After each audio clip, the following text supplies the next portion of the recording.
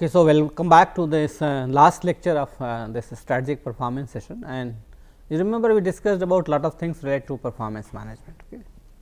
Starting with the process, the systems, then what needs to be done, how the system is going to be executed and implemented, how the rating would be done, how we are using different kind of methods and framework, why there is a need to build a culture of performance, how technology has been used in performance management system, right, and what companies are doing. So, based on this analysis, we are going to look into some of the things or issues which is related to the future of performance management. Okay. So, how performance management will take shape in organizations in days to come, right. So, the idea here is to identify some of the trends and the kind of changes that is going to happen in the performance management system so far as future is concerned. And when we are going to talk about performance management of the future, it does not mean that we are not going to see that what is happening right now. Okay. So, we also look into the trend, that what is happening today and how this trend is going to impact and shape the performance management system of the future, right. So, when we are going to discuss this performance management and its future, to start with, we have to see that what are the changes that is happening around in and around, okay, especially at the workplace, okay, also in the environment, also among the workers, because they are those who are going to be evaluated. Now, if you look at the some of the changes which is happening and which are going to have its impact on the performance management system, right. Now, if you look at some of these changes which are happening globally, is visible in most of the companies, like earlier you used to have one workplace where everybody used to work, but now you are going to have workspaces, workplaces which are geographically distributed, okay, and people are going to work in different nooks and corners of the world. Okay. So, a company might be having a headquarter in one place, but its employees may be distributed across the world geographically. So, whether they are working individually and teams, right. So, if that is there, then how it is going to impact performance management system. Okay. Now, if you look at the definition of the job itself, it is changing, right, because you are not going to have fixed job description so far, right. What is going to be defined? Only your capabilities, your competencies, right, and then it would be seen that how your capabilities is going to match with the job or the task that would be given by you to the organization. Okay. So, there could be processes around which you will be placed, and it will be seen that in which process you could be gainfully employed. Okay. So, instead of having fixed job descriptions, you are going to have identified processes, work processes, and you will be associated with different work processes depending upon your capabilities, right. So, when you are going to be centered around processes, not jobs, then this is going to create a big problem for organizations, that how to evaluate your performance, because you are not going to do a fixed job in a given time at a given space, right. Then most of the jobs are going to be outsourced today, right, including lot of HR activities. Maybe if the performance management system, if it is automated, it would be outsourced to an external vendor who is going to take care of your outsourcing, this performance management activities, and they are going to monitor performance electronically, and they are going to evaluate it without any human touch or human orientation, right. Similarly, those who are telecommuting, right, have a flexible work arrangements, they are working at a different place, are working at home, okay, and then they are working for the companies. So, how are you going to measure their performance, because you are not observing their performance as such at a given space, right. Similarly, people are working in different kind of schedules due to other constraints, right. Somebody is working in the morning shift, somebody is working in the evening shift, okay. Somebody is working while commuting. So, there could be different kind of work schedules that we have, and these work schedules give more autonomy and freedom to the employees, so that they can decide in which period and time they want to work. While this is giving more freedom and autonomy, and it is convenient to the employees, it is creating problems for managing and evaluating the performance of the employees. How are we going to do it? For example, job sharing, where the same job is being shared between two employees, then how are we going to measure the performance, that who has done what, because there is a fixed job description, right. Now, most of the companies are moving from flatter structure to what you call a taller structure to what you call a flatter structure. Okay. So, when you are moving to a flatter structure, what is happening? You are reducing the number of levels in the hierarchy. Okay.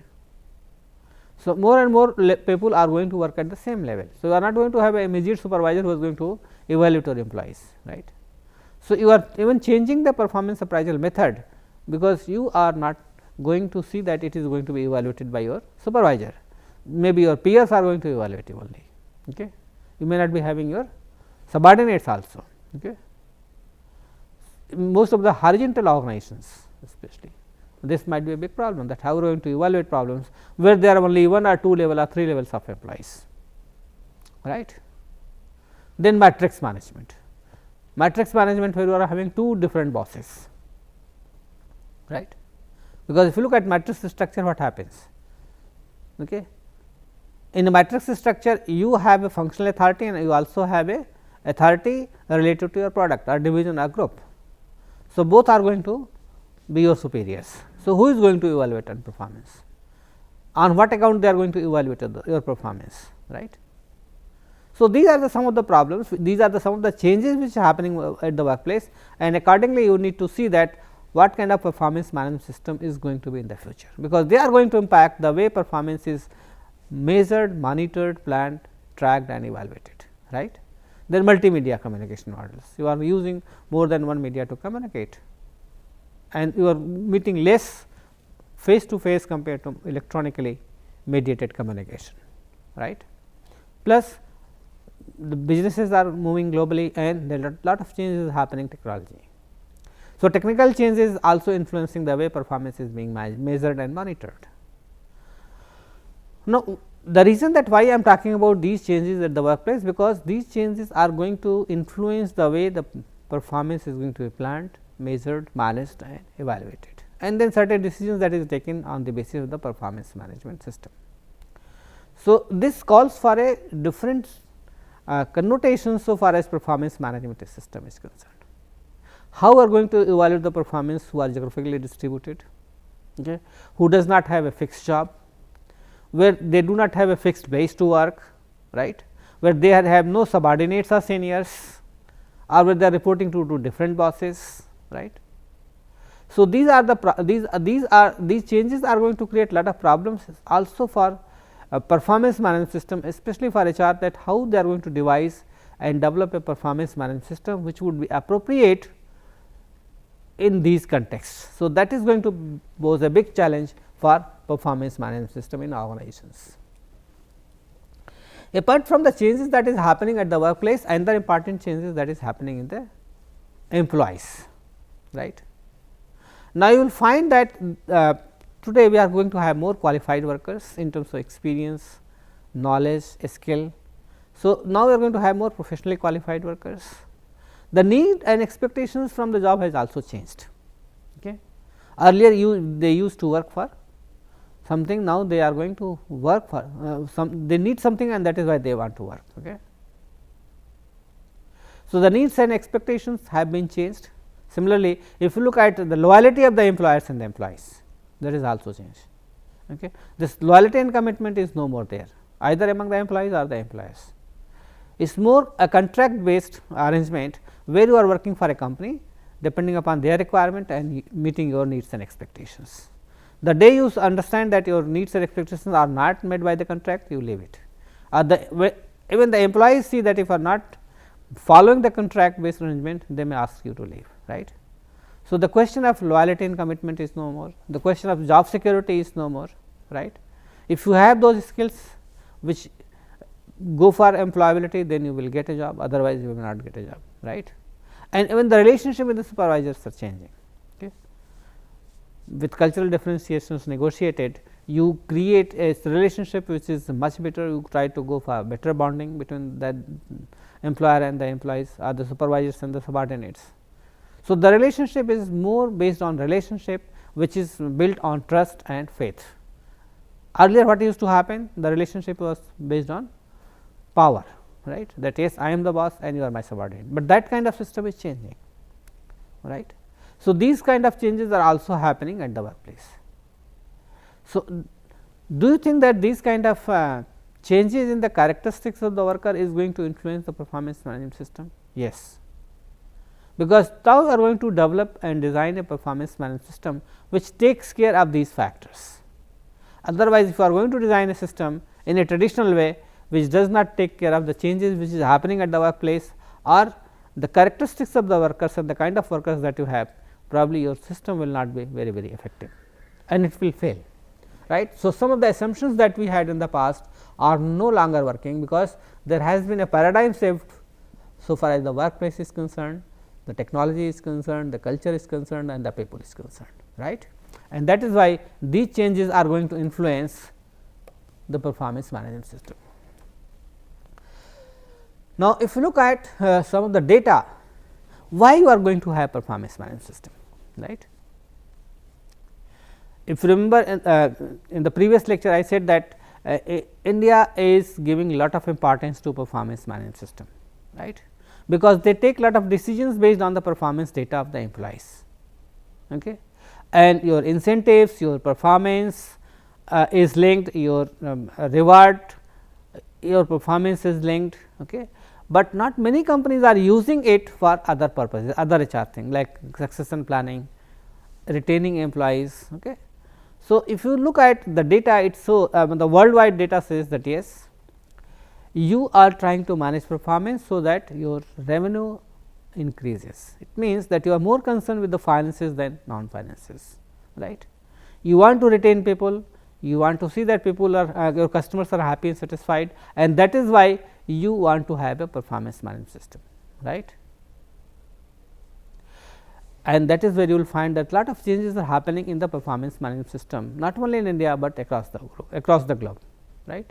And it is being influenced by the environment and the market both. There are a lot of examples of various companies which are changing their performance management system, okay, because the existing performance management system has not been effective, okay, in terms of cost, it has become outdated, obsolete, and they no longer basically being used to serve the purpose. Okay. So, it means that they are not serving the purpose for which they have been made. Okay. So, as I told you that most of these companies are trying to do away with annual performance management system. Okay.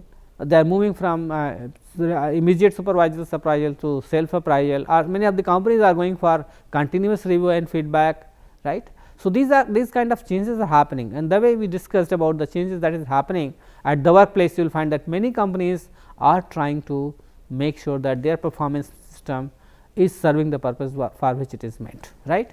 So, lot of changes are happening in the performance management system, because it is the requirement of the business and the environment.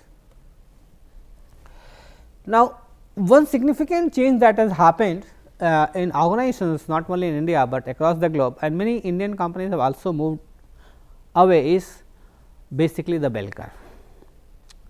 Now, you look at this bell curve. What does it mean? It means bell curve suggests a normal distribution curve, right.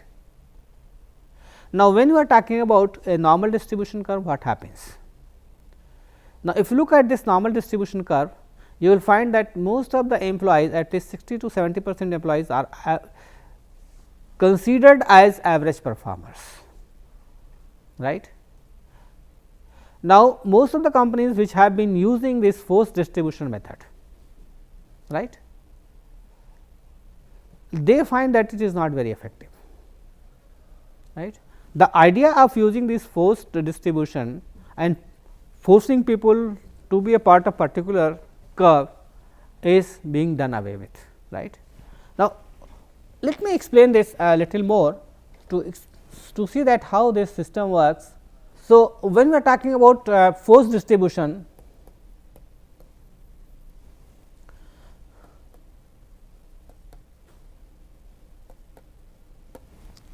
it is like putting people into different categories, say 10%, 20%, 40%, 20% and 10%. And we try to put them into different categories like poor, below average, average. A simple example that I am giving, above average and what you can say very good, or you may call it outstanding. Now, what is happening, and you have this bell curve is something like this.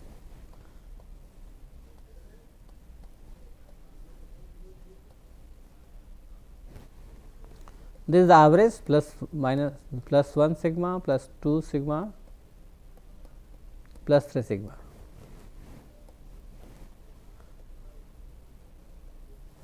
Right. You have minus 1, minus 2, minus 3. This is the bell curve. Okay. Now, in force distribution system, what happens that you try to put these 40% people into this category, average performers. Okay. This 10% will go here, this 20% will be here, then this 20% is going to be put in here, and then rest will be here. Okay. Now, the idea of using this force distribution and putting them into this normal distribution curve was to not only rank employees in terms of their performance, but since you are taking certain administrative decisions based on this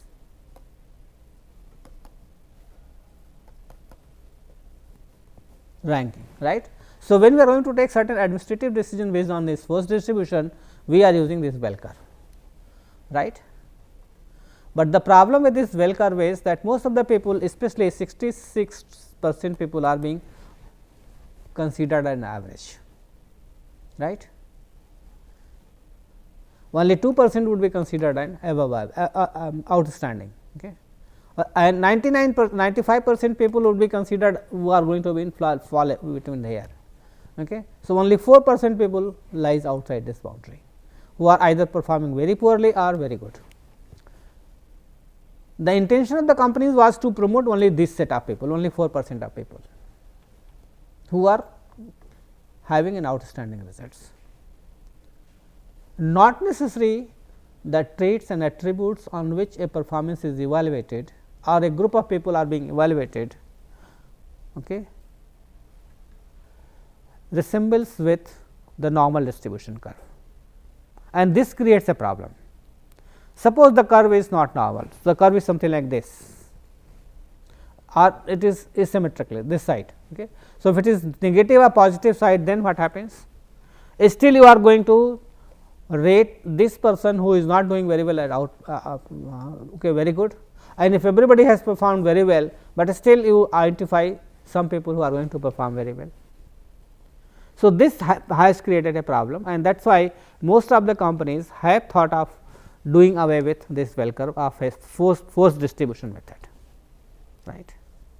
So, that you can objectively assess and evaluate performance of the employees and give them their due. It means that you can rate them as per actuals, you are not forcing them to be a part of the distribution, which may not do justice with their performance, right. And that is why we have moved away to this what you call bell curve. So, this bell curve is being abolished now, right,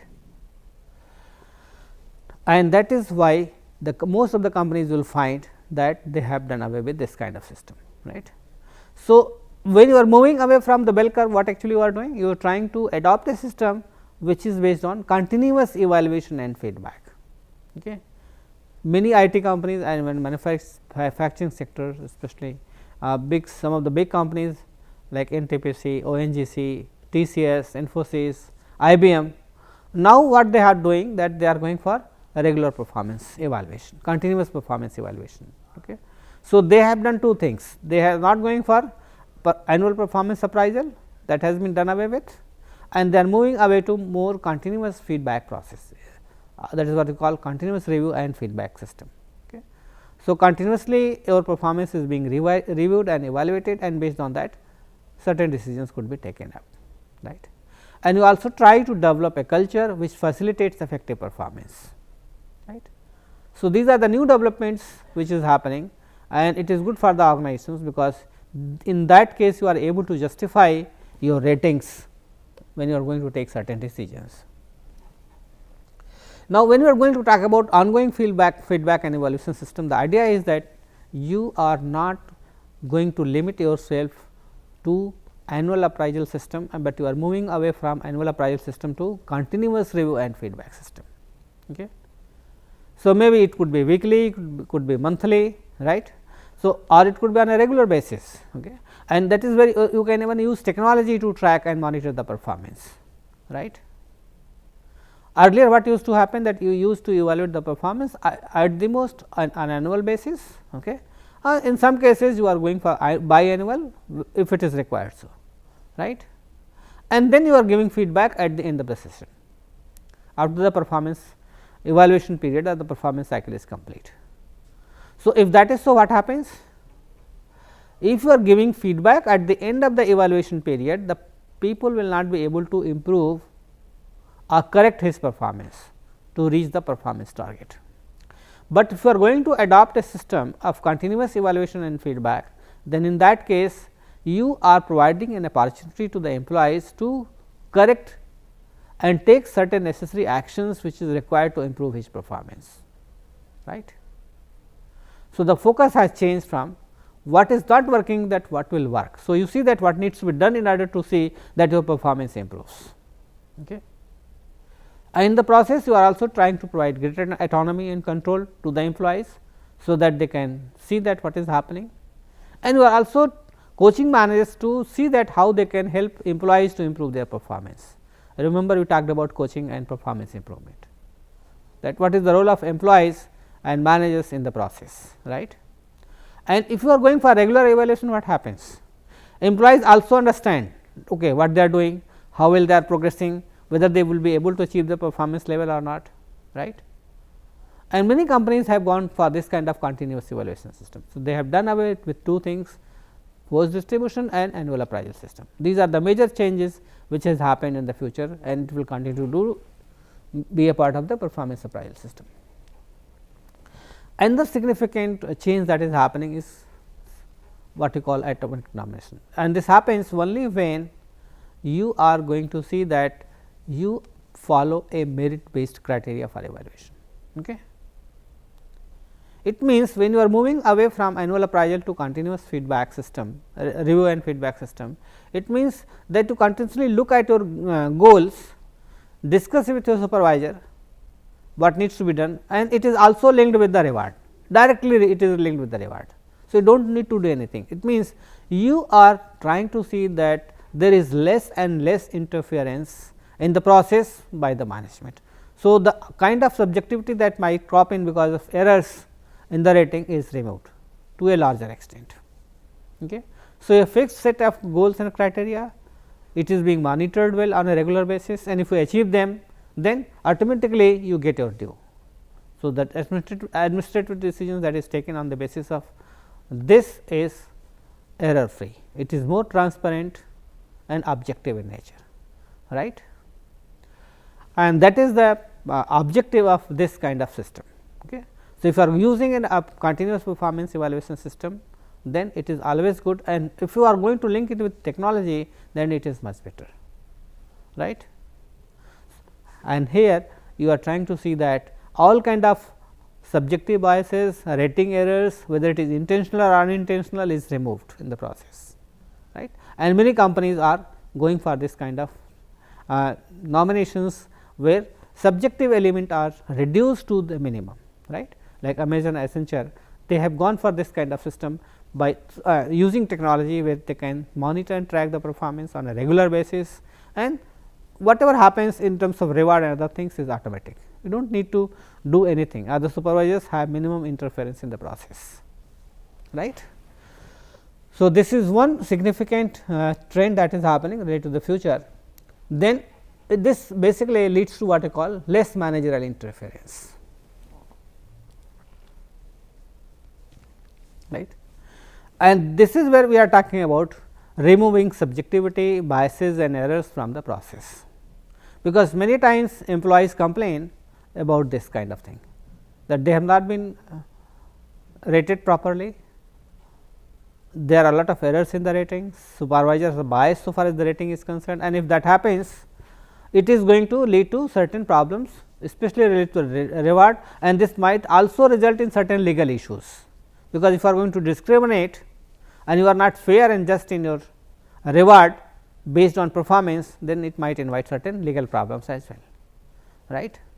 So, in order to reduce these kind of things, you are making use of technology, you are going for continuous feedback, regular evaluations, right, doing away with bell curve, right, and not evaluating performance only based on their recent performance, right. So, when you are going for these kind of systems and more formal checks, informal checks, continuous feedback and review.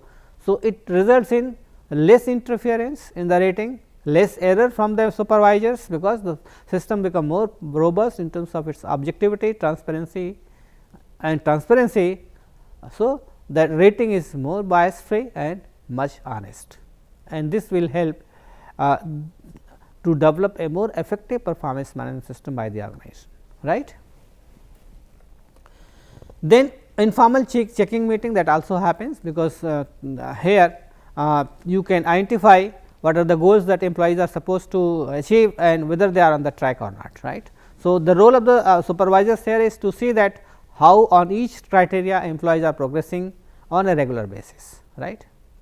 So, you are not afraid about the annual performance. So, at the end of the day or performance cycle, what will happen, but since you are being regularly monitored, evaluated for your progress. So, these kind of problems will not be happen, and then supervisors are regularly interacting with you. So, you feel more comfortable in a sense that you know what is happening, what are the problems you are facing. Then you communicate with your supervisors, okay, these are the problems that need to be removed to see that I am able to perform well, okay. And that also provides a scope for improving, taking certain corrective actions if there is a problem, right. And that creates enabled a culture and environment where the focus is on the task, and supervisor facilitates this kind of process, and that is why this informal checking meeting is very powerful thing. Now, here two examples have been taken to see that how performance management system is going to be driven by the employees, not by the managers, right. The examples of Deloitte and the Walmart suggests that yes, it is employees who are going to arrange the regular meetings with the managers, right, because managers are going to keep track of a number of employees. So, you go and tell what you have done, these are the criteria against which you have done well, these are the criteria against which you have not done well. So, you go for check-ins and see whatever interaction happens with the manager, you are able to make use of those suggestions to take certain corrective actions, right. And in the process you are giving more autonomy and control to the employees. So, basically it is related to decentralizing the process. Let employee be in the control of the things, let them decide what to do, how to do, let them be a party to the goal setting and decide what needs to be done in order to achieve the stated performance levels, right. And if that happens, probably and you are able to create a better culture in the organization, this is going to help in a big way, okay. So, basically we are moving from what you call a paradigm shift, is from control to autonomy, where supervisors used to have a lot of control. Now, employees are being delegated authority and autonomy, are being empowered to see that how they can achieve their goals related to the organization, their own performance, their own career and professional development, right. So, that is how we are moving from the traditional approach to performance management system. So, when it comes to managing performance on a continuous basis, you are not only just keeping a record, but you see that what is happening on a regular basis. You regularly monitor the progress and goals, okay. You provide coaching and developmental activities to see what is happening, and you also communicate the value of going performance management system, because you see you say that okay, if you are not going to perform, the organization is going to suffer, right, or we are going to suffer, right. So, you also tell the value of the performance management system and also communicate why managing performance is important at all level, right, and you make sure that supervisors are trained in such a way, so that they do not make any error, and they are using certain tools to see that how it can be done, right. So, you need to adopt certain steps to manage continuous performance systems, right, and these are the benefits: better engagement with the employees, they will be able to identify their development needs, they will be more satisfied, you will be able to retain employees with the organization, right. a more effective strategic organizational development, you can think what kind of things that need to be done to see and plan about the development of the organization. There is better interaction because you continuously relate yourself with and communicate with the employees on a regular basis, and this is going to help you to identify the best action plan that you can have for achieving your performance targets, right. And if you adopt this kind of process, you have more regular interaction, communication, feedback on a continuous basis. This leads to a sense of belongingness. Employees feel that they are part of the organization, and this also leads to, as a result, higher productivity, and you are in a better position to utilize resources in the best possible manner, right. So, these are some of the possible benefits of the performance management system. So, what we have been talking about is the major trend that has emerged out of this is this, that is more forward looking, means that you try to link it with career as much as possible. This is survey data for a company, for a number of companies.